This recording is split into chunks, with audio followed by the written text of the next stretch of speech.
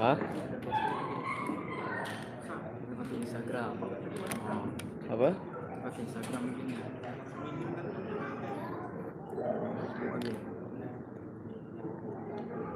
Apa dia sengit ni ah? Sengit lah. Dok, foto.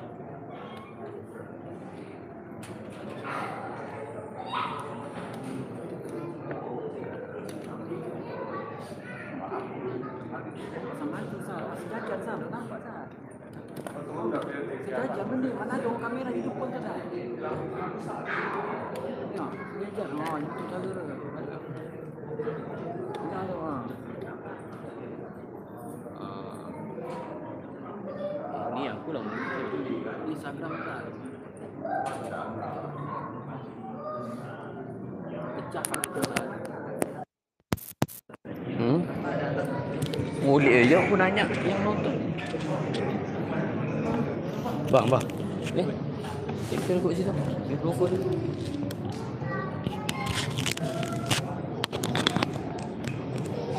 Kembali.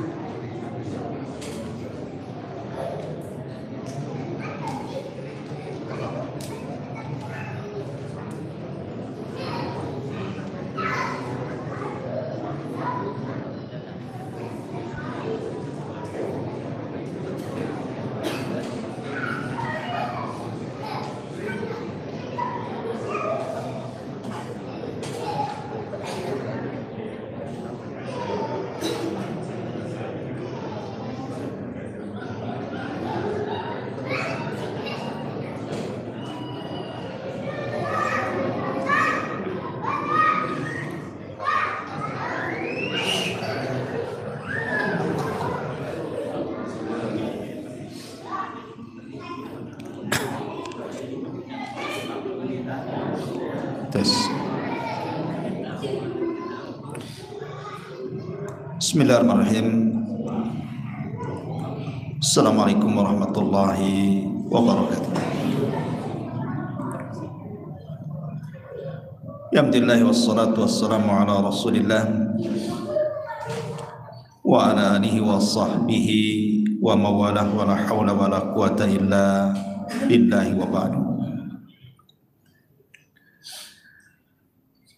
Kita langsung masuk pada pembahasan tentang 10 hadis bicara tentang fitnah.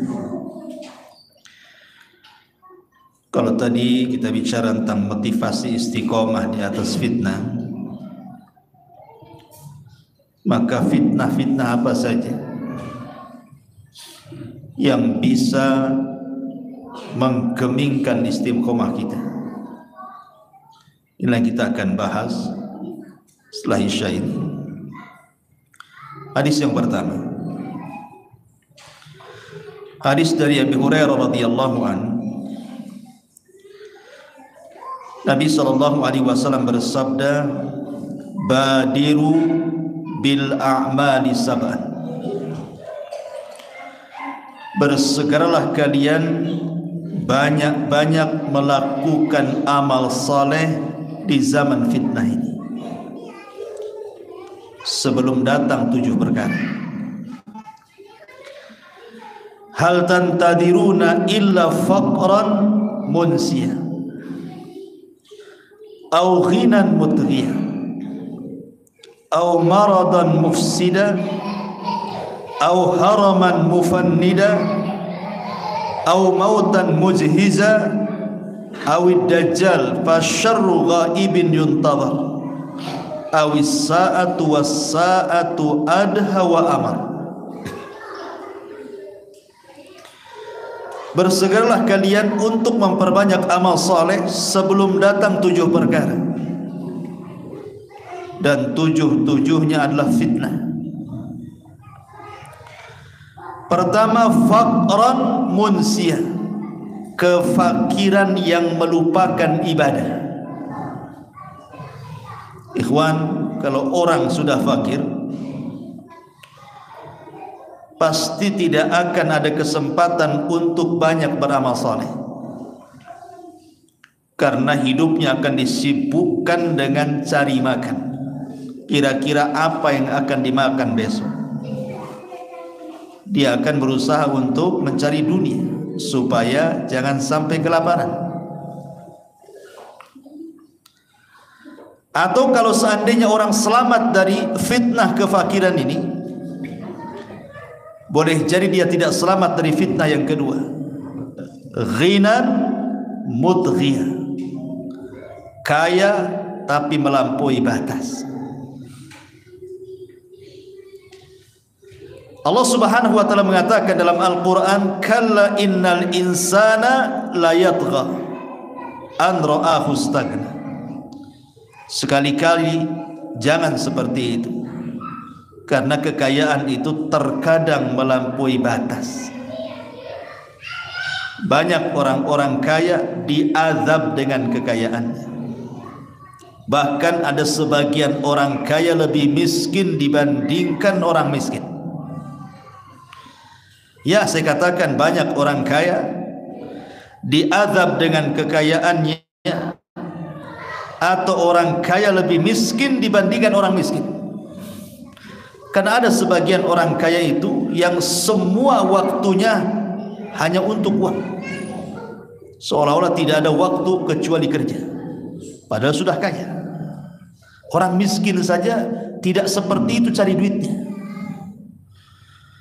Berarti orang kaya seperti ini itu sebenarnya dia miskin, karena waktu-waktunya cari duit saja kan, padahal duitnya sudah ada, kok masih juga dicari. Sampai tidak ada waktu untuk istirahat, tidak ada waktu untuk ibadah, tidak ada waktu untuk keluarganya. Ini orang kaya miskin namanya. Orang miskin saja nggak kayak gitu cari duitnya. Berarti dia diazab dengan kekayaannya, sampai kekayaannya tidak memberikan kesempatan kepada dirinya untuk istirahat. Lebih celakanya, dia melampaui batas. Karena orang kaya itu ada sebab untuk melakukan maksiat dengan hartanya. Mau mabuk tinggal beli, mau perempuan tinggal bayar, mau nyakiti orang tinggal sewa preman. Apa susahnya orang kaya? Melampaui batas. Okelah dia selamat, dia tidak miskin yang menjadikan dia lupa, tidak pula dia menjadi orang kaya yang melampaui batas. Belum tentu dia selamat dari yang ketiga. Kata Rasul, au maradan mufsida, atau sakit yang membuat dia terduduk, tidak bisa apa-apa. Kaya memang, tapi dia sakit terduduk, stroke, terbaring aja. Mau kemana? Mau ke masjid Istiqomah tak bisa, mau ngaji tak bisa, mau sholat tak bisa, umroh tak sanggup, haji apalagi. Apa yang bisa dilakukan orang sakit yang membuat dia terduduk? Okelah dia selamat dari yang ketiga, dia tidak miskin, dia kaya, dan kekayaannya tidak melupakannya. Dia pun tidak sakit, sehat. Tapi apakah selamat dari yang keempat? Apa itu? Au haraman mufannida, atau kepikunan yang melupakan segalanya. Sehat badannya tapi pikun. Ditanya sholat, dia bilang sudah sholat padahal belum. Ditanya sudah makan, bilang belum padahal sudah 4 kali makan. Orang pikun. Susah orang pikun, karena orang pikun itu kayak sama orang gila. Apa yang diharapkan dari orang pikun coba?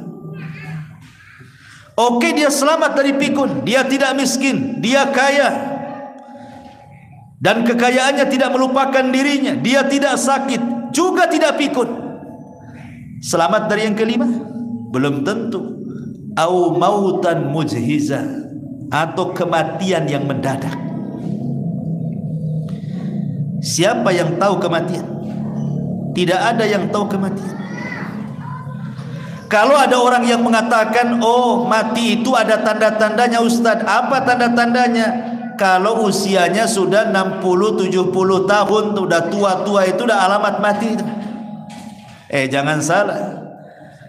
Menurut riset, penelitian, kalau di zaman dulu ya orang tua banyak yang mati.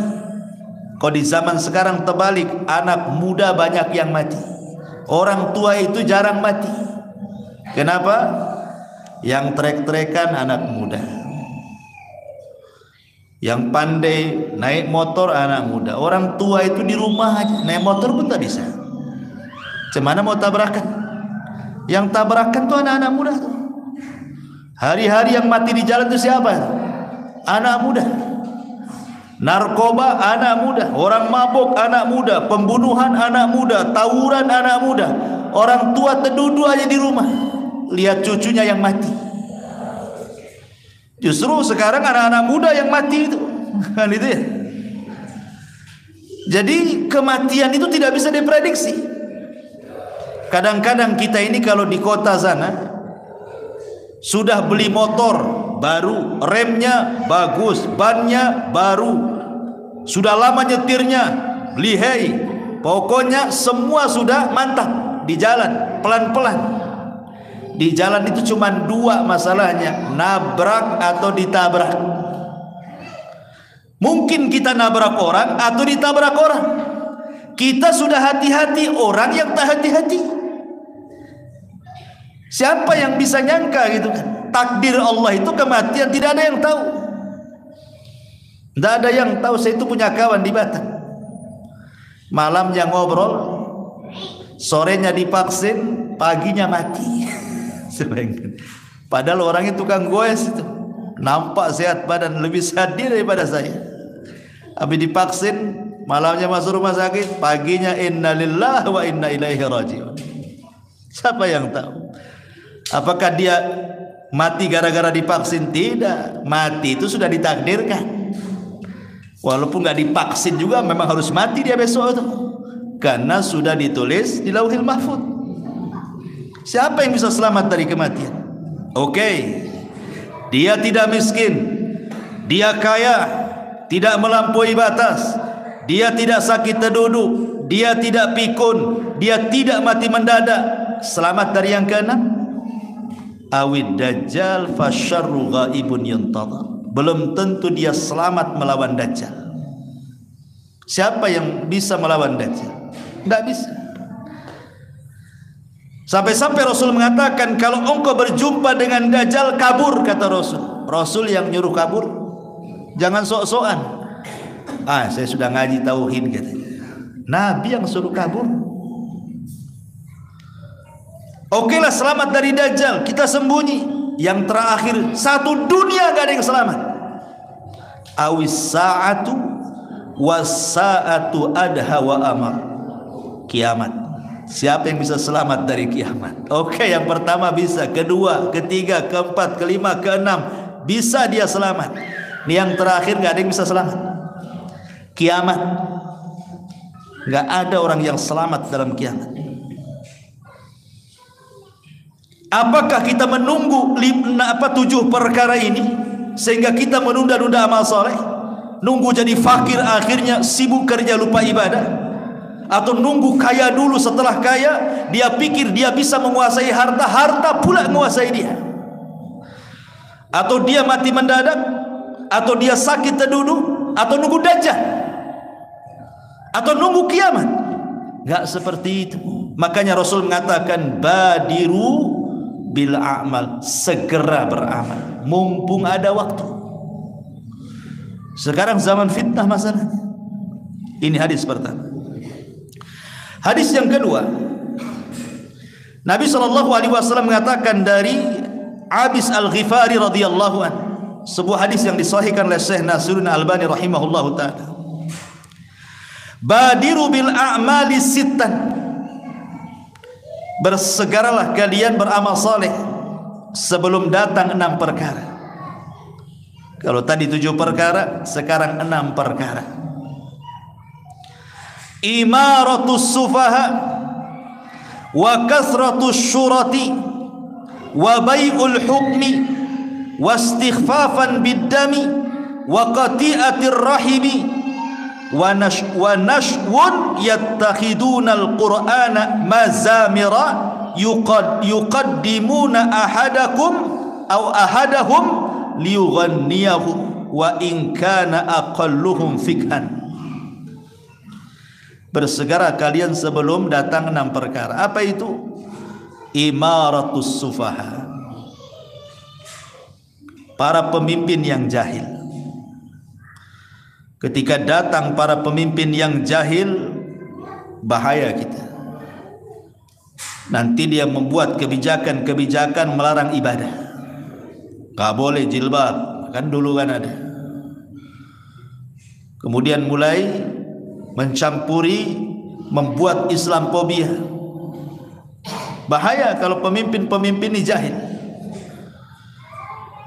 Lihat dulu Turki, setelah tumbang Turki Utsmani, kemudian datang masa-masa yang kelam bagi umat Islam kan. Sebelum Erdogan kan, lihat apa yang terjadi, rusak Turki. Itu karena pemimpin kan, bukan karena siapa, pemimpin. Makanya sampai ada yang meneliti kenapa Turki sampai gempa pada 99% itu umat Islam di sana. Rupanya ada yang menanya-nanya kepada orang Turki, sampai sholat 5 waktu lu ndak hafal. Jangan cerita sholatnya, nama-namanya. Ditanya nama-namanya lu datang. Coba sebutkan sholat 5 waktu, ndak tahu. Dia bingung. Kalau kita ini, orang kita masih mendingan gak sholat saja. Kalau ditanya sholat 5 waktu, hafal dia. Duhur, asar, maghrib, isya, subuh. Padahal gak sholat kan. Di sana udah hafal. Gimana mau sholat? Memang betul-betul sudah sekuler. Kemal Atatürk memang luar biasa. Dia merubah negeri Islam menjadi sekuler kan. Dan itu bagi pemimpin setelahnya sulit untuk mengembalikan. Itu gara-gara imaratus sufaha, ini fitnah. Kalau pemimpin-pemimpin sudah jelek ini, dia akan membuat kebijakan-kebijakan yang merusak Islam. Fitnah.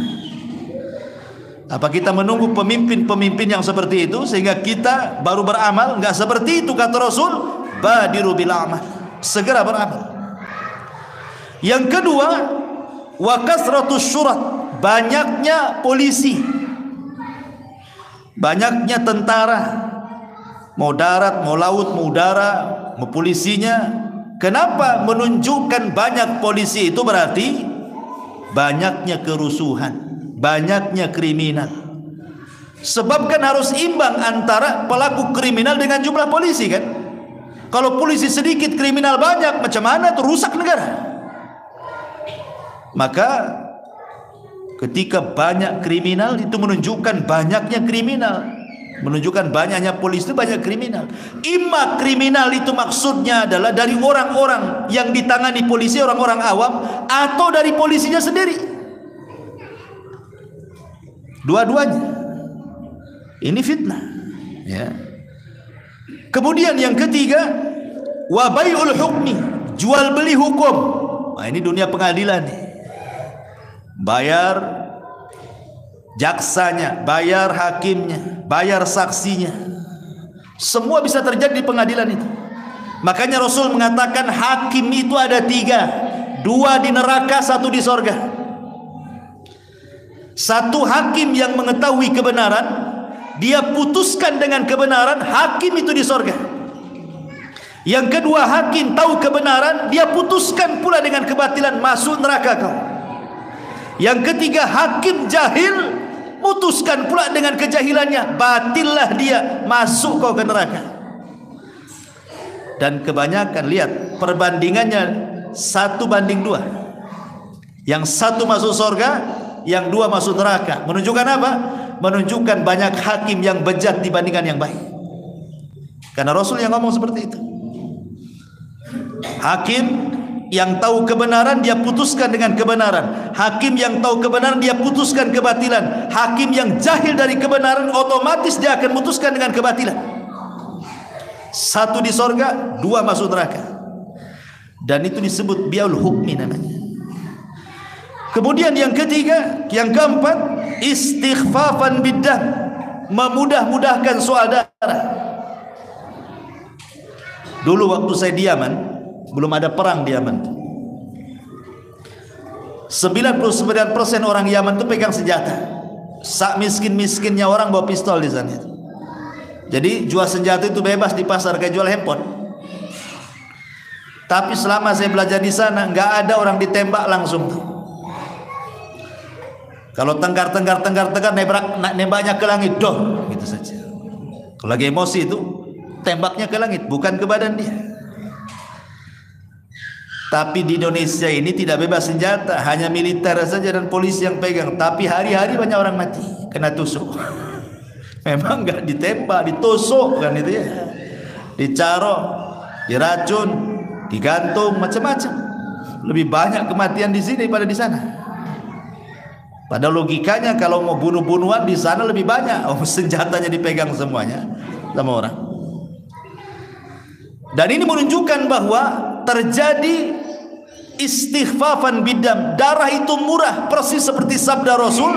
Nanti di akhir zaman itu, al-qatil la yadri fima qatal wal maqtulu la yadri fima qutil. Orang yang membunuh bingung kenapa dia bisa membunuh, orang yang dibunuh lebih bingung kenapa dia bisa dibunuh. Salah apa dia? Bukankah dalam Islam itu pembunuhan itu ada caranya? Kalau dia bunuh baru dibunuh, itu disebut qisas.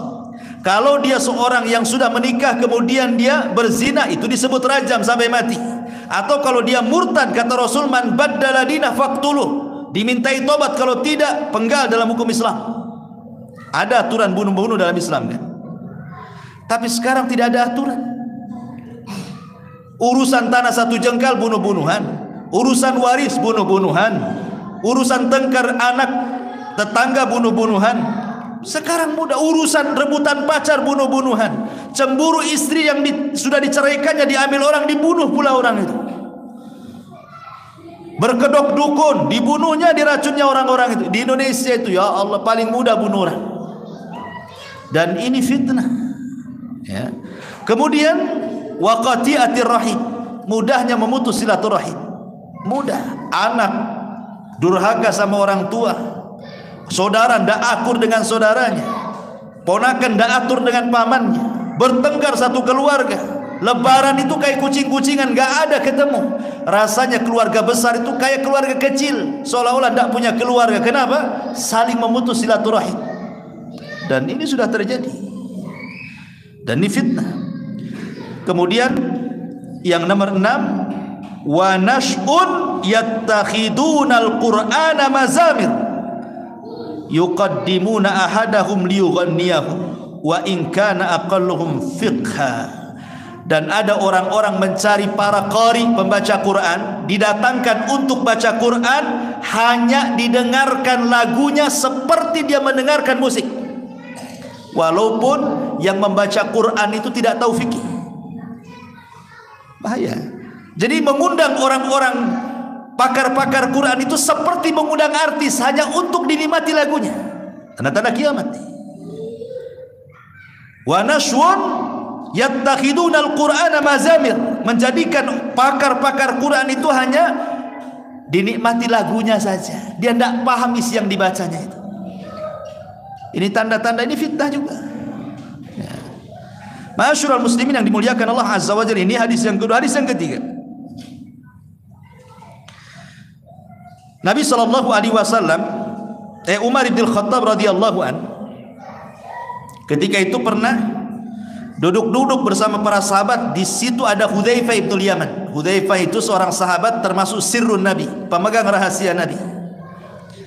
Kata Umar, ayyukum sami'a Rasulullah yadhkurul fitnah. Siapa di antara kalian yang pernah mendengar Rasul bicara soal fitnah?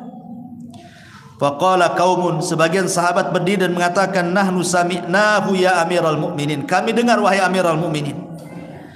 Faqala la'allakum ta'nuna fitnatar rajuli fi ahli wa jari. Kata Umar, paling tinggi kalian hendak bicara soal fitnahnya seorang laki-laki dengan keluarga atau dengan tetangganya. Maka sahabat mengatakan, ajal, iya maksudnya itu. Maka Umar mengatakan, tukaffiruha as-salatu was-siyam was-sadaqatu. Kalau itu bisalah digugurkan dosanya dengan salat, puasa dan sedekah. Akan tetapi yang saya tanya bukan itu, tapi fitnah kalau datang tamuju maujil bahri, seperti gelombang dahsyat yang akan menggulung manusia. Maksudnya Hudzaifah mengatakan, saya pernah mendengarnya. Saya pernah mendengarnya, wahai Amirul Mukminin, dari Nabi. Fitnah yang akan menggulung manusia seperti ombak yang sangat besar, yang tidak ada yang selamat. Kemudian Hudzaifah mengatakan, aku mendengar Rasul bersabda, tu'radul fitanu 'alal qulubi kal hasiri 'udan 'uda. Akan ditampakkan fitnah pada hati-hati manusia seperti anyaman-anyaman tikar. Fa ayyu qalbin ushribaha nukita fihi nuktatus sauda. Maka mana-mana hati yang menyerap fitnah itu, maka akan dibintikkan titik-titik hitam di hatinya. Wa ayyu qalbin anqaraha nukita fihi nuktatu bayda. Mana-mana hati yang menolak fitnah itu, maka akan diberikan titik-titik putih. Hatta tasira ala qalbaini. Ketika itu hati terbagi dua. Ala abyad mithla safa fala tadurruhu fitnatun madamatis samawati wal ardh. Ada hati-hati yang putih yang tidak akan bergeming dengan fitnah walaupun selama masih tegak langit dan bumi. Wal akharu aswad, tapi ada hati-hati yang sangat hitam, murba dan sangat pekat hitamnya, kalquzi muzahiyah, seperti cangkir yang dibalik. La ya'rifu ma'rufan wa la yunkiru munkaran. Hatinya tidak kenal yang ma'ruf dan tidak mengingkari yang mungkar. Illa ma ushriba min hawa, kecuali yang disedot dari hawa nafsunya. Maka Hudzaifah mengatakan, inilah yang aku dengar dari Nabi sallallahu alaihi wasallam. Lihat. Apa maksudnya hadis ini? Hudzaifah bin Yaman mengatakan dari Nabi sallallahu alaihi wasallam, nanti di akhir zaman itu hati kita semua ini akan dihadapkan dengan dua perkara. Satu syahwat dan satu syubhat. Satu syahwat, satu syubhat. Saya akan bedakan apa syahwat, apa syubhat, biar antum paham. Nabi Adam alaihi salatu wassalam diturunkan dari sorga ke bumi karena apa? Syahwat, makan. Makan apa? Buah larangan, makan. Makan itu syahwat, syahwat perut. Makanya Adam keluar dari sorga ke bumi itu karena syahwat. Tapi iblis dikeluarkan dari sorga, diturunkan ke bumi karena apa? Karena syubhat. Apa syubhatnya iblis? Dia merasa lebih baik dibandingkan Adam. Itu syubhat di kepalanya iblis itu. Ana khairum minhu khalaqtahu min nar wa khalaqtani min tin. Aku lebih baik ya Rabb, kau ciptakan Adam dari tanah, kau ciptakan aku dari api. Api lebih dekat dengan cahaya, artinya kami lebih dekat dengan malaikat dibandingkan Adam, berarti kami lebih baik katanya. Itu syubhat di kepalanya. Kata siapa bahwa iblis diciptakan dari api, api lebih daripada tanah? Justru kita katakan tanah lebih baik dibandingkan api. Karena api itu kerjanya cuma satu, bakar, bakar, bakar. Satu aja, nggak ada lagi. Kalau tanah bisa bangun masjid, ya kan? Tanah bisa cocok tanam, tanah. Coba cocok tanam di api, jadi apa? Nggak jadi apa-apa lah, terbakar semuanya. Nggak akan jadi. Api cuma satu, bakar-bakar aja itu. Tapi tanah bisa macam-macam di situ. Perhatikan, tanah lebih baik karena syubhat di kepalanya si iblis. Itulah makanya iblis dikeluarkan dari sorga karena syubhat, Adam dikeluarkan dari sorga karena syahwat. Itulah bedanya syubhat dengan syahwat. Atau lebih mudahnya saya pahamkan, Syahwat itu merusak akhlak, kalau syubhat itu merusak agama. Paham ya? Kalau syubhat merusak agama, kalau syahwat itu merusak akhlak. Kurang paham? Saya mudahkan lagi. Kalau syahwat itu berasal dari hawa nafsu, dari hawa nafsu diri kita. Tapi kalau syubhat itu berasal dari setan. Hawa nafsu yang merusak akhlak kita. Nafsu pengen makan, nafsu pengen zina, nafsu pengen khamr, itu rusak akhlaknya itu. Tapi kalau syubhat berasal dari setan, suruh kufur, suruh musyrik, suruh bid'ah, suruh maksiat, masih kurang paham juga. Saya tak tahulah. Saya sudah terangkan apa bedanya syahwat dengan syubhat. Ya. Lah di akhir zaman ini kita akan dihadapkan dengan dua penyakit ini, syahwat dan syubhat. Disitulah ada dua hati. Satu hati yang menolak dua-duanya, tidak syahwat, tidak syubhat. Hatinya terjaga, berusaha untuk tidak masuk ke lingkungan syahwat, tidak pula masuk ke syubhat. Dia jaga akhlaknya, dia jaga agamanya. Maka orang ini diselamatkan selama langit dan bumi masih utuh. Tapi ada hati-hati yang mudah menyerap syahwat dan mudah menyerap syubhat. Jadilah hati itu hitam. Ketika hati itu hitam, ini anggap saja kuz, cangkir. Cangkir itu yang lubang atasnya, kalau diisi air dari atas kan. Tapi kalau di balik pantat cangkir ada lubangnya nggak ada kan. Diisi air banyak-banyak pun nggak akan masuk ke cangkir. Disitulah hati susah dapat hidayah. Mau dinasihati, dikasih ayat, dikasih hadis, dikasih tetap saja ditolak dia. Karena seperti cangkir yang terbalik, kata Nabi. Itulah hati kalau sudah hitam, seperti cangkir yang terbalik, diisi pun tidak masuk-masuk. Nanti di akhir zaman ini ada seperti ini. Ada orang-orang yang menolak hidayah, menolak sunnah, menolak tauhid, menolak segala-galanya. Ini hati-hati, ini zaman fitnah.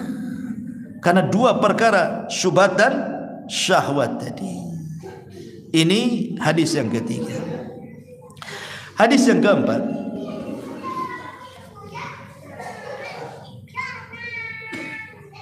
di antara fitnah yang keempat adalah fitnah al-mal.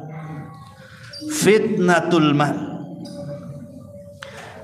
Nabi SAW mengatakan, inna likulli ummatin fitnatun wa fitnatu ummatil malu.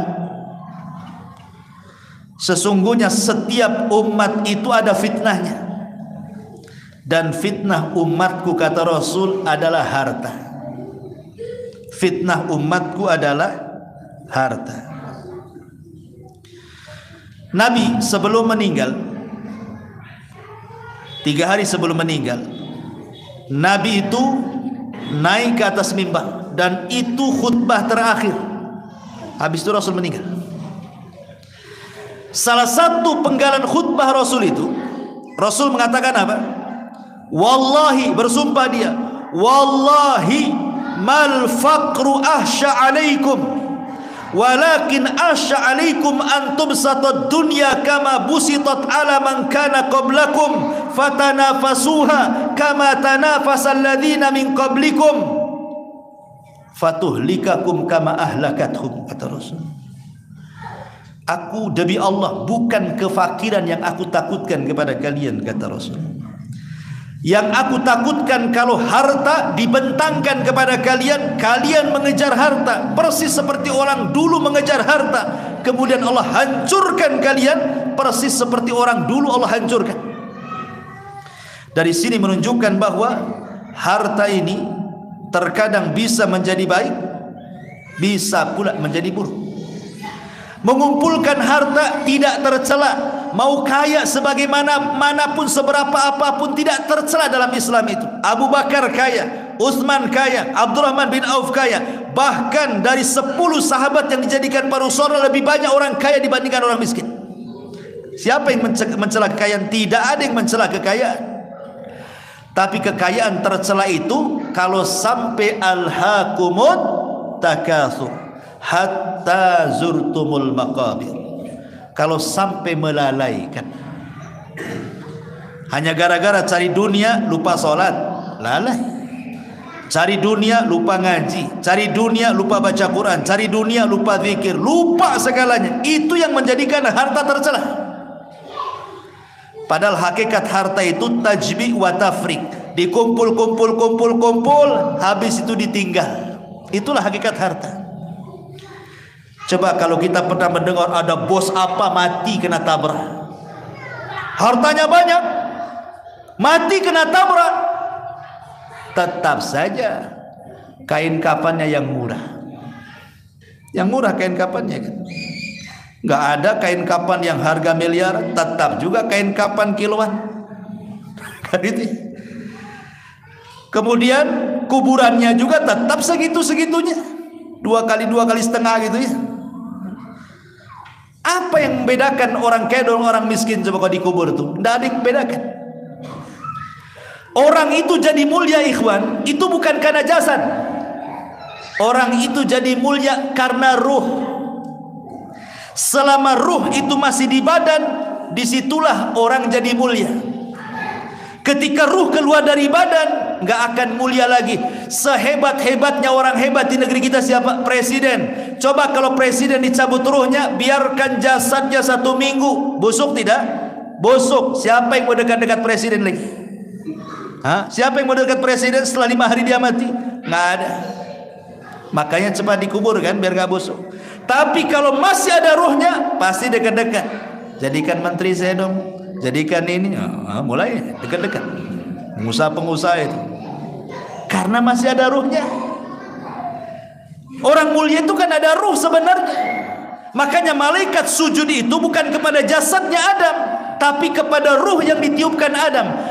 Allah mengatakan dalam Al-Quran itu, falamma sawaituhu wa nafakhtu fihi min ruhi faqa'u lahu sajidin, kata Allah. Ketika aku sempurnakan, kata Allah, falamma sawaituhu wa nafakhtu fihi, dan aku tiupkan ruh dariku kepada Adam, semata-mata aku tiupkan ruh kepada Adam, faqa'u, sujud kalian. Jadi sujudnya malaikat kepada Adam karena ruh dimasukkan. Jadi malaikat itu karena menghormati ruhnya Adam. Barulah orang itu kalau masih ada ruhnya mulia dia. Karena kalau ada ruhnya, pakaiannya macam-macam. Dia bisa ganti-ganti pakaian kan. Tapi kalau sudah orang mati, pakaian cuma 1 putih aja. Nggak ada orang mati itu aneh yang satu ini karena dia suka batik, kita pakai batik aja lah. Nggak ada orang kain kapan warna batik. Selama ada yang putih, pasti yang putih, walaupun dia punya pabrik batik, ya kan, karena semua sama.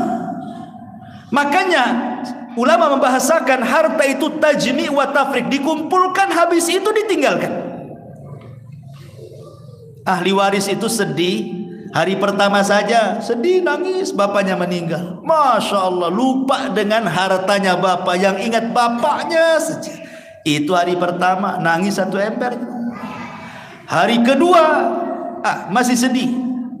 Hari ketiga, mulai tanya sertifikat, tanya berangkas, tanya notaris, mana harta bapak. Mulai ya. Begitu manusia, hari pertama saja sedih itu. Hari kedua, ketiga itu sibuk rebutan tuh. Makanya Rasul mengatakan maluka wa maluka, hartamu, kata Rasul, ma akalta fa afnaita wa ma labista fa ablaita wa ma tasaddaqta fa abqaita, kata Rasul. Hartamu yang kau makan ludes, yang kau pakai usang, yang kau sedekahkan itu yang sebenarnya hartamu, kata Rasul. Subhanallah, fitnah harta ini luar biasa. Ma'asyiral muslimin yang dimuliakan Allah Azza wa Jalla. Kemudian yang nomor 5, fitnatul jah. Ini lebih bahaya lagi. Fitnah kedudukan, kehormatan, pangkat, jabatan, kemuliaan. Kata Nabi SAW dalam hadis yang dikeluarkan Imam Ahmad dalam musnadnya, madhibani ja'iani ursila fi ghanamin bi afsadalaha min hirsil mar'i alal mal wasyarafi lidini. Kata Nabi SAW, kalau ada dua serigala yang lapar nih, 1 minggu belum makan nih serigala ini, 2 lagi, kemudian ditampakkan 1 kambing di hadapannya, kira-kira apa yang terjadi? Habis gak kambing itu? Pasti habis diserang, dicabik-cabik dia. Namanya lapar 2 serigala ini, nampak seekor kambing, pasti habis dibantai dia, dicabik dia, dimakan dia. Kata Rasul, kalau ada kambing yang dicabik 2 serigala lapar, itu tidak lebih rusak kondisinya dibandingkan seorang manusia yang terlalu semangat mengejar harta dan kedudukan serta kemuliaan di dunia. Ini lebih bahaya. Kenapa? Kalau kambing dimakan serigala, dia aja yang korban 1. Tapi manusia yang serakah, semua disikut dia. Kalau manusia sudah serakah dengan kekuasaan, serakah dengan pangkat jabatan, serakah dengan ingin terkenal, ingin dihargai, ingin dipuji, ingin disambut, ingin disanjung, ingin dihilangkan, semuanya. Kalau sudah ada nih watak-watak seperti ini, bahaya. Dia bisa sikut kanan kiri, sikat kanan kiri, dia bisa bunuh orang, dolimi orang, yang penting dia naik. Korbannya bukan 1, banyak orang. Ini fitnah. Kata Nabi, ini fitnah besar yang seperti ini. Masyarul muslimin. Kemudian yang nomor 7, fitnatul zaujati wa fitnatul aulad. Fitnah keluarga, fitnah istri, keluarga, anak-anak. Nabi SAW mengatakan dalam surah At-Taghabun ayat 14, ya ayyuhalladzina amanu inna min azwajikum wa auladikum aduwwan lakum fahdharuhum. Hei orang-orang yang beriman, ingat, pasangan-pasangan kalian, anak-anak kalian itu bisa jadi musuh, bisa jadi fitnah. Betapa banyak anak-anak itu menjadi musuh orang tua, baik musuh secara ideologi atau musuh secara badan. Dibantainya orang tua. Saya belum pernah dulu ada orang bantai orang tua. Sekarang subhanallah, hari-hari ada pembunuhan anak bunuh orang tuanya. Sampai ada kasus tuh di mana tuh, anaknya minta sepeda motor, nggak dikasih sama orang tua, dibacok orang tuanya sampai mati. Hanya minta sepeda motor. Gila zaman sekarang ini. Ataupun musuh secara ideologi dari pasangannya, dari istrinya. Suaminya mau infak nih, istrinya datang jadi setan. Janganlah bang, sikit aja kalau infak tuh. Kita belum punya 3 motor, baru 2. Tetangga ada 5. Mulai dari setannya gitu. Ya. Atau musuh seperti itu, dia secara ideologi itu dipengaruhi suaminya. Suaminya sih cuek-cuek saja, istrinya datang, bang, itu sebelah itu kok sama anak kita kok kayaknya tidak suka. Suaminya diam-diam aja. Besoknya tolonglah bang, tegur itu tetangga itu. Dia sekali, 2 kali, 3 kali, mulai panas dia, panas. Akhirnya betul-betul datangi tangganya. Kau mau apa dengan anak saya, kata. Awalnya suami itu biasanya kalau laki-laki kan berakal, dia kan nggak gubris. Tapi kalau hari ini keluar tuh ke laki-lakiannya, kan gitu tuh bapak-bapak. Awalnya nggak peduli, tapi hari-hari ngomong istri, jadi nanti. Itu kadang-kadang itu namanya musuh ideologi. Ya.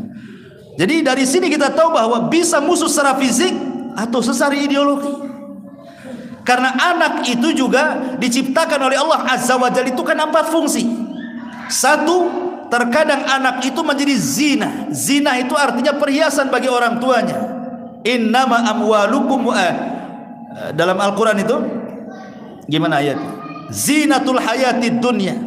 Sesungguhnya harta dan anak kalian itu zinatul hayatid dunya, perhiasan dunia. Makanya ada orang tua itu kalau berjumpa dengan siapapun tidak ditanya anak, dia cerita anak. Oh anak saya begini, oh anak saya begitu. Padahal nggak disuruh cerita kok, nggak ditanya juga sama anak, sama dia tentang anaknya. Tapi setiap ketemu orang cerita anaknya.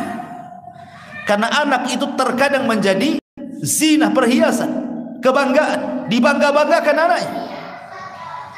Walaupun tidak sholat, yang penting anaknya dokter, yang penting insinyur, yang penting kerjanya bagus. Nggak peduli, itu namanya kebanggaan.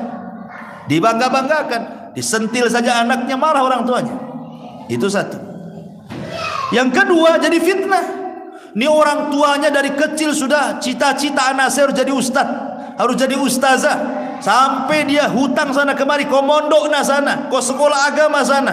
Sudah jor-joran habis-habisan orang tua itu ngarahkan anak, sudah mondok, anaknya sudah sekolah tinggi-tinggi, bukannya berbakti kurang ajar pula dia. Fitnah. Terkadang jadi fitnah untuk menguji orang tuanya kesabarannya. Atau yang ketiga, musuh seperti ayat yang tadi, betul-betul bukan fitnah, jadi musuh lagi. Dibantainya orang tuanya, dipukulnya orang tuanya, dimaki, dibentah. Tentu yang keempat yang kita inginkan seperti doa yang diajarkan Al-Quran, Rabbana hablana min azwajina qurrata a'yun waj'alna lil muttaqina imama. Rabbana hablana min azwajina wa dzurriyyatina qurrata a'yun waj'alna lil muttaqina imama. Ya Allah, jadikan pasangan kami dan anak turunan kami qurrata a'yun, penyejuk mata, senang dipandang di dunia dan akan menyenangkan di akhirat. Itulah qurratul a'yun. Ya, untuk menjadikan anak seperti ya tentu ya harus betul-betul diawali dari awal, cari pasangan yang bagus. Bukan setelah punya anak, dari mulai cari pasangan. Fadfar bidzatid din taribat yadak, cari yang bagus agamanya, kan itu. Anak-anak muda nih. Ya, bukan cari yang bening, cari yang bagus agamanya. Baru setelah bagus agamanya baru menikah. Sehingga kalau bagus agamanya diawali dengan rahmat. Ya, mau nikah saja rahmat Allah sudah turun. Ini cari yang bening walaupun auratnya tampak sobek-sobek sana sini. Itu diawali dengan laknat tuh mau nikah tuh.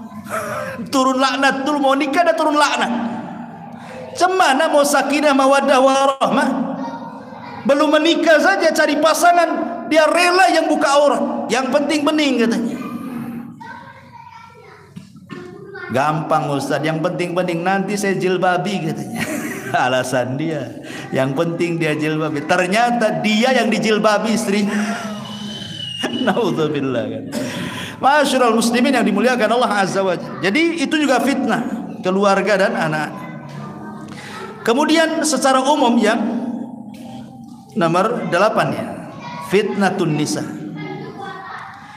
Disebutkan dalam hadis Nabi SAW, fitnah wanita secara umum sinfani min ahlin nari lam arahuma ba'du. Ada 2 kelompok kata Rasul, di zamanku nggak ada nih. Di zaman Nabi nggak ada 2 kelompok ini. Adanya di zaman sekarang. Salah satunya kata Nabi SAW, nisaun kasiyatun ariyatun ma'ilatun mumilat ala ru'usihinna ka'asnimatil bukhtil ma'ilah la yadkhulna al-jannah wa la yajidu rihaha wa inna rihaha la yujadu min masirati kada wa kada. Perempuan menggunakan pakaian tapi telanjang, lenggak-lenggok sana sini seperti punuk unta yang bergoyang. Wanita ini tidak akan masuk sorga padahal, dan tidak akan mendapatkan bau sorga padahal bau sorga akan tercium sejarah ini dan itu. Lihat sekarang wanita-wanita di zaman sekarang persis yang disabdakan Rasul. Ketika Allah mengatakan wala tabarrujna tabarrujal jahiliyatul ula, janganlah kalian bertabarruj seperti wanita jahiliyah yang pertama. Macam mana coba tabarrujnya wanita jahiliyah itu? Tabarrujnya wanita jahiliyah itu, mereka menggelung rambutnya, kemudian ditutupi jilbab, jadi nampak kayak punuh tuh. Tapi pakai jilbab. Ya. Kemudian pakai anting-anting kakinya sehingga kalau jalan tangting-tangting. Tapi badan sebagian mereka masih tertutup. Itu orang jahiliyah yang dikatakan wala tabarrujna tabarrujal jahiliyah.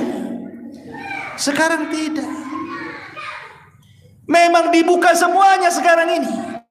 Nggak ada tutup-tutupan kan gitu. Nggak ada. Kayaknya semua pakaian kurang bahan, tapi itu pula yang model. Artinya model di zaman sekarang yang wanita pakai itu lebih jahiliyah dibandingkan orang jahiliyah gitu maksudnya. Orang jahiliyah saja dilarang, ini lebih jahiliyah lagi. Jahiliyah modern.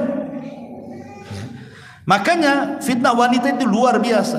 Lebih-lebih sekarang sudah ada medsos. Kalau dulu gitu ya, cerita orang dulu, mau nengok aurat perempuan itu ngintip itu ke sungai-sungai. Naik ke pohon, tengok dari pohon pisang, sekali pohon pisangnya roboh ketahuan zaman dulu. Ya. Zaman sekarang tidak perlu antum beli handphone, beli kad, isi pulsa, masuk kamar, masuk ke web nggak jelas tuh. Dari pagi sampai malam melotot nggak akan ditangkap hansip. Sekarang lihat aurat tuh tinggal nampak gitu saja.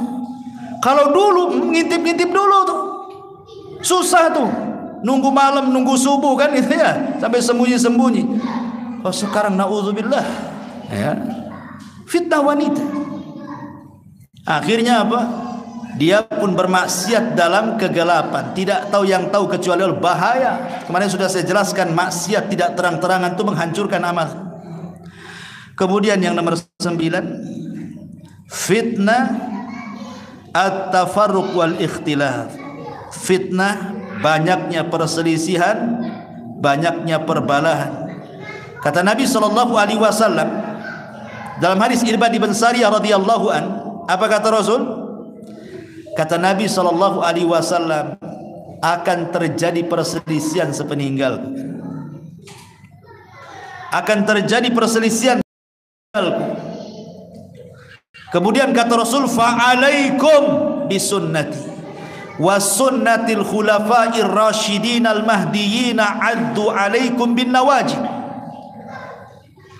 Akan terjadi sepeninggalku perselisihan. Betul, ninggal Nabi saja Muhajirin Ansor berselisih. Ini jasad Nabi dikubur di mana? Yang satu dibawa ke Mekah, yang satu biar di Madinah. Yang satu di Mekah karena tempat kelahirannya, yang satu di Madinah karena tempat hijrahnya. Rebutan jasad Nabi. Datang Abu Bakar, aku pernah mendengar Rasul Nabi dikubur di mana dia meninggal? Ya di Madinah, di Madinah. Baru saja mereka sibuk menyiapkan memfardu kifayahkan Nabi. Ansor sudah buat pemilihan umum. Diangkatnya Sa'd bin Ubadah, dia yang pantas menjadi pengganti Nabi.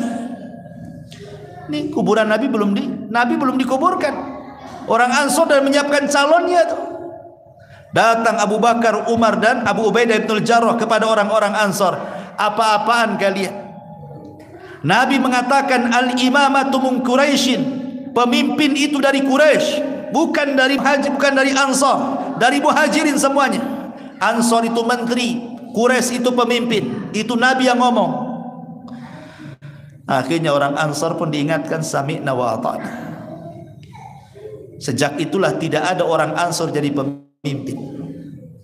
Khalifah pertama Muhajirin Abu Bakar, khalifah kedua Muhajirin Umar, khalifah ketiga Utsman Muhajir, khalifah keempat Muhajirin Ali, khalifah kelima Hasan ibn Ali Muhajirin. Tumbang tidak ada khilafah, datang kerajaan. Raja yang pertama Muawiyah ibn Abi Sufyan, pendiri daulah Umayyah, semua rajanya Muhajirin. Tumbang Bani Umayyah, tegak Bani Abbasiyah, semua Muhajirin. Tumbang Bani Abbasiyah, naik lagi Utsman, tidak ada. Ansar tidak kebagian pemimpin. Tapi Nabi SAW mengatakan, yang sabar kalian orang-orang Ansar, nanti kalian akan mendapatkan pemimpin-pemimpin yang zalim, mengambil hak kalian, dan kalian tidak bisa mengambil hak kalian kepada mereka. Tapi sebagai imbalannya, aku tunggu kalian di telagaku. Maka yang pertama kali meminum telaga Rasul adalah orang-orang Ansar, karena dia tidak ada yang jadi pemimpin, semua pemimpin Muhajir. Ya, karena Rasul yang mengatakan seperti itu. Kesabaran orang-orang Ansar, dan tidak memberontak juga orang-orang Ansar, tahu diri mereka. Ma'asyiral muslimin yang dimuliakan Allah Azza wa Jalla, karena namanya perpecahan itu tidak baik. Tapi sekarang lihat, perpecahan itu luar biasa. Satu masjid berpecah, satu yayasan berpecah, satu ormas berpecah, apalagi partai, makin lagi perpecahannya lebih hebat lagi. Itulah fitnah tafarruq. Yang nomor 10 yang terakhir adalah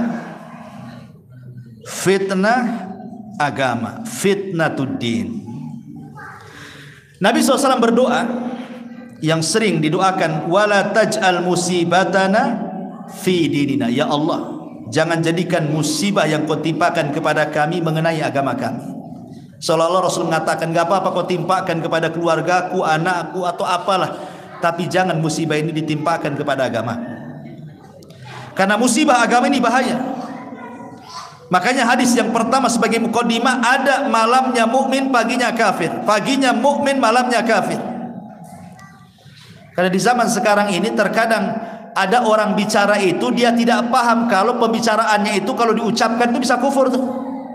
Contoh, ya. Ketika mengatakan, oh syariat rajam, syariat potong tangan itu hanya cocok di zaman dia, di zaman Nabi. Zaman sekarang nggak cocok.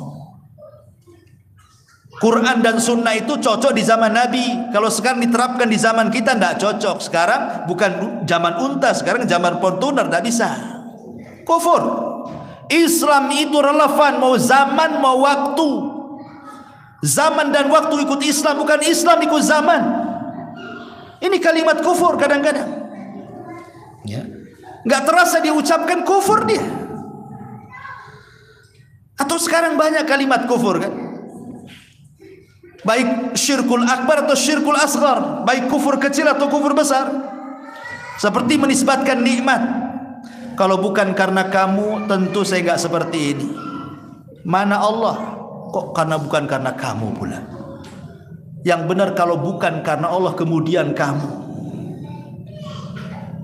Ada dokter yang mengatakan, datang pasien ke dokter. Gimana dokter pasien? Kata dokter, ya kami sih berusaha menyembuhkan, sisanya untuk Allah. Allah dikasih sisa sama dia. Kurang ajar nggak dokter? Ya. Harusnya jangan ngomong begitu dong dok. Bilang saja, ya kami berusaha. Semuanya atas kehendak Allah. Apa susahnya? Bukan kami sih berusaha, sisanya diberikan kepada Allah. Mak lebih banyak dia daripada Allah. Sisa kan sedikit. Kurang ajar dia. Kufur. Jadi kadang-kadang ya, gak terasa itulah yang dikatakan pagi mukmin, malam kafir, malam iman, karena ucapan orang gak sadar dengan ucapan itu keluar dari Islam. Itu fitnah itu. Ya. Makanya Rasul mengatakan fitnah itu seperti gelapnya malam, nabrak-nabrak orang itu, karena tidak ada ilmu. Makanya yang bisa melawan fitnah itu ilmu. Banyak belajar supaya bisa membedakan mana hak, mana yang batil. Dan banyak lagi cara terhindar dari fitnah. Cuman karena sudah malam saja kita sampai di sini dulu. Kita tanya dulu, ini ada jawab. Afwan Ustadz, ada umahat bertanya, mohon nasihat untuk saya yang selalu difitnah oleh suami saya. Masya Allah. Dan apa hukumnya kalau suami mengusir istri dari rumah? Apakah berdosa jika istri keluar dari rumah karena diusir suami? Mohon pencerahannya Ustaz. Iya. Alhamdulillah. Pertama, tidak boleh suami itu mengusir istri. Sehebat apapun pertengkaran, tidak boleh mengusir dari rumah. Bahkan sekalipun sudah dicerai, anggaplah sudah dicerai, tapi bukan talak 3, baru talak pertama atau talak kedua. Karena talak pertama habis masa idah. Kalau sudah habis masa idahnya 3 kali sucian haid, baru boleh keluar. Artinya kalau belum 3 bulan, kalau pakai bulan, kalau pakai haid ya 3 kali haid. Kalau pakai, bagi pendapat yang suci dari haid ya 3 kali suci dari haid, beda sedikit dengan haid kali 3 bulan, senangnya. Maka dia berhak di rumah tidak berdisir. Siapa tahu malam-malam hujan, dingin, ya kan, kepengen, kan ada istri, kan rujuk, bisa digauli lagi, itu sudah rujuknya tuh, ya kan. Kalau istri keluar padahal masih istri dia, satu dia zalim, kan istrinya, walaupun sudah dicerai masih istrinya, kan itu istri tergantung sampai habis masa iddah. Kalau memang tidak suka dengan istri, Ada kaidah dalam Al-Quran itu, wa in takhafuna nusuzahunna, kalau engkau takut istri itu berbuat selingkuh, nasihati fa'idhuhunna. Pertama nasihati. Sudah enggak suami itu menasihati? Nasihati dulu. Kalau dinasihati degil juga, masih juga. Apa kata Allah? Wahjuruhunna fil madaji. Pisah ranjang. Biar istri tidur di kamar, antum tidur di gudang. Apa-apa, kan masih satu rumah. Ya. Yang penting atau punggung-punggungan, istri. Artinya enggak usah pisah ranjang itu, jauhi. Jangan berhubungan. Kalau istri berakal sakit itu. Kalau istri itu berakal, antum gitukan, itu sakit hatinya. Masalahnya istri zaman sekarang gak berakal, ya kan? Jadi kalau suami itu pisah dengan istri, memang itu yang dicari istri, kau jauh-jauhlah sana katanya. Ini kedua. Kalau juga sudah pisah ranjang, tak mau juga dia, maka yang ketiga, wadribuhun, boleh memukul. Itu pukulan formalitas saja. Seperti apa kata Rasul? Seperti pukulan dengan siwak. Siwak kan kecil, ya. Atau pakai bantal dipukul, itu sudah ngeri lah, sudah nggak bisa dinasihati. Pukulnya pakai bantal pantatnya. Ini sudah las, berarti sudah tidak bisa lagi berjumpa. Artinya nggak cocok. Berarti tinggal satu langkah lagi. Fab'athu hakaman min ahlihi wa hakama min ahliya. Utus dua keluarga. Yang laki-laki utus keluarganya, yang perempuan utus keluarganya. Berunding kalian. Terus apa pisah? Kalau sudah dua keluarga berjumpa, ndak mau juga, ndak tetap juga degil, ndak mau, harus pisah. Mau diapakan lagi? Berarti jalan terakhir kemana? Ke pengadilan. Nanti pengadilan kan ada sidang mediasi. Nanti pengadilan nanya, layak nggak bercerai atau tidak layak. Kalau pengadilan sudah ngetuk palu, ya mau diapakan lagi? Las itu terakhir. Artinya bahwa adalah tahap-tahap di situ dalam berumah tangga itu. Ini juga pertanyaannya kan umum. Mohon nasihatnya Ustaz. Saya selalu difitnah oleh suami. Difitnah apa? Nyuri duit di dompet, ya kan? Fitnahnya gimana? Selingkuh atau fitnahnya apa? Kan tidak tahu ini. Ya. Kemudian apa hukumnya kalau suami mengusir istri? Tidak boleh zalim. Kalau diusir-usir. Kalau tidak suka, biarkan saja. Ikuti tahapan tadi. Ya. Apakah jika istri keluar dari rumah karena diusir suami? Nggak perlu keluar. Salah. Anda kalau keluar, salah. Tidak boleh keluar. Walaupun diusir. Jangan keluar. Karena Anda posisinya masih jadi istri. Sebab kalau wanita sudah keluar gara-gara permasalahan rumah tangga, lari ke rumah mertuanya, kemudian cerita, dipastikan cerai. Karena pasti cerita yang buruk-buruk suaminya kan. Pasti orang tuanya marah. Ya, enak saja anakku yang membesarkan, bukan dia yang besarkan, sudah kawin didolimi. Udah ngapain saja. Mendingan cari lagi, banyak bos suami. Mulai kompor datang. Kompornya itu bukan yang 5 gas, 25 gas. Yang gede, jadilah. Ya. Jadi yang harus dipahami, ya kalau bisa sih cobalah didamaikan. Apa masalahnya? Ya. Wallahu a'lam. Cukup. Subhanallah bihamdika. Asyhadu an la ilaha illa anta astaghfiruka wa atubu ilaik. Allahu ta'ala alam. Assalamualaikum warahmatullahi wabarakatuh. Oh ya, ada pengumuman untuk subuh, nanti kajian di Masjid Jami ya. Ya, untuk subuh. Jadi subuh nggak di sini, di Masjid Jami.